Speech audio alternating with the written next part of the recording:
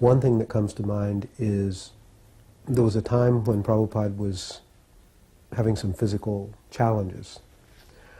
And I had come from a sort of a health food background. And there was a doctor in India that also said, no, Prabhupada should eat raw food. I thought, yes, this is good. This is good. I can do that. I can make raw food preparations.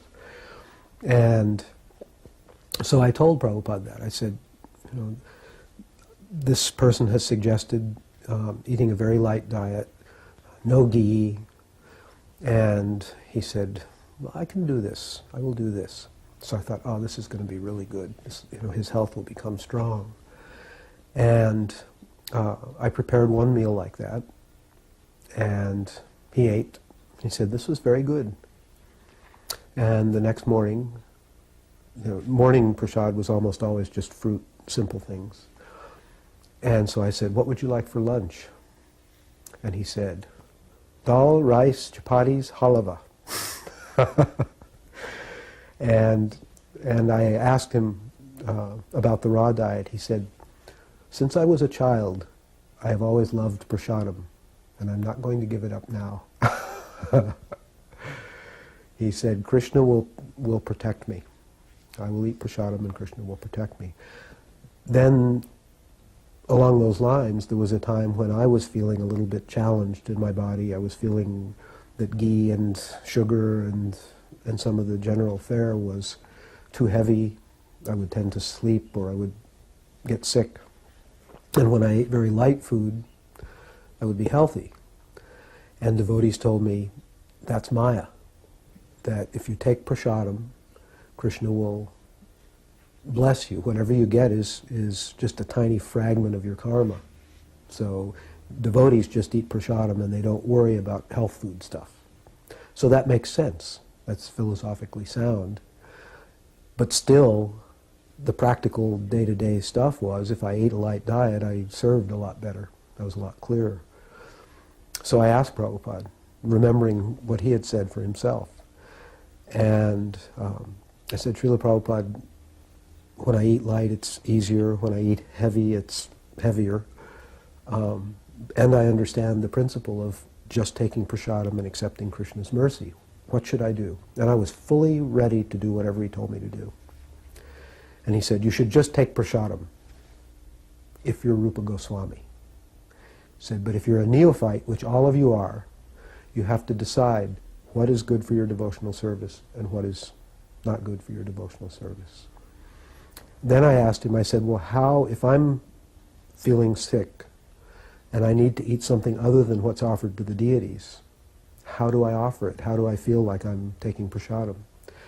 And he said, if you need to prepare something simpler than what's being prepared for the deities, you prepare it at the same time, you set it aside in a place, it doesn't go on the altar, but it's set aside, and after the offering is over, it's also offered. He said, but you can't make better than Krishna.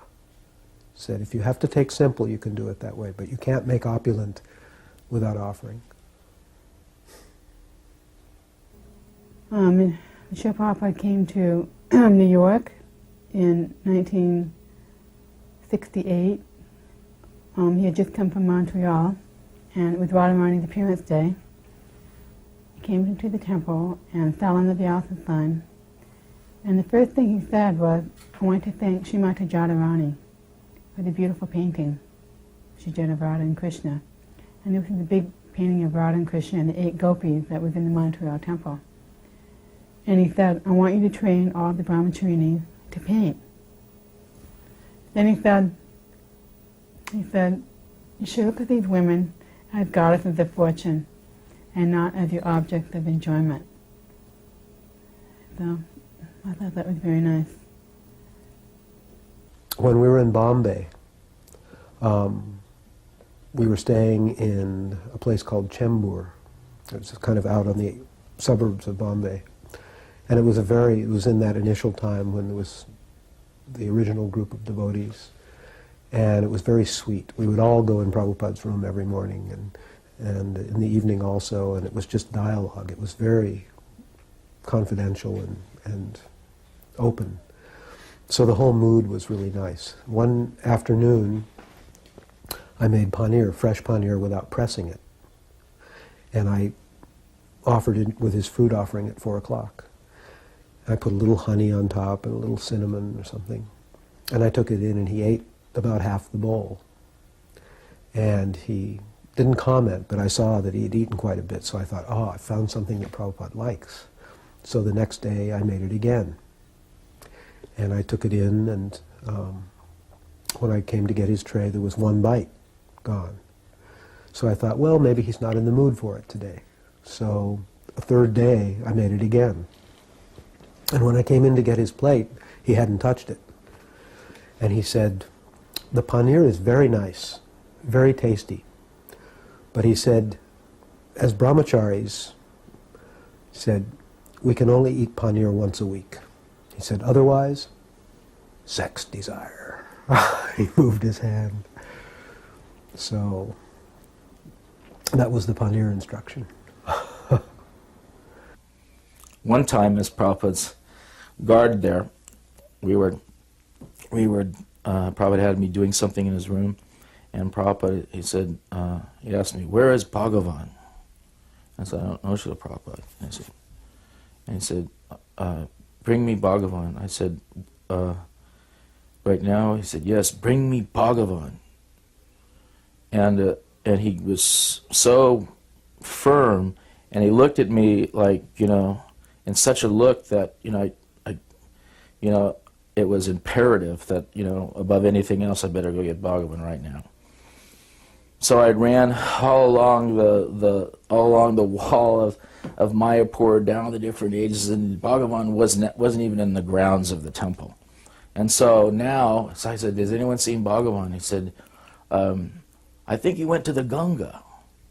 So I remember I was thinking, well, I should go back and tell Prabhupada that if he wants me to go all the way to the Ganga. I said, and I just thought, it's very imperative, Prabhupada, once my instruction was to get Bhagavan and bring him there.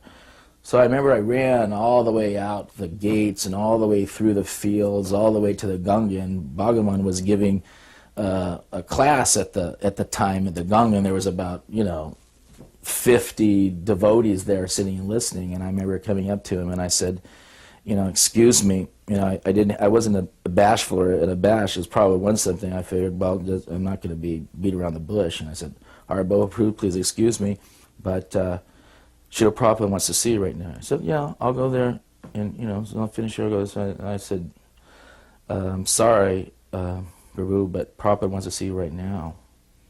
And he looked at me like, yeah. I said, I'm just coming. And then I got more emphatic. You don't seem to understand. Prabhupada wants you right now. So get your stuff and let's go.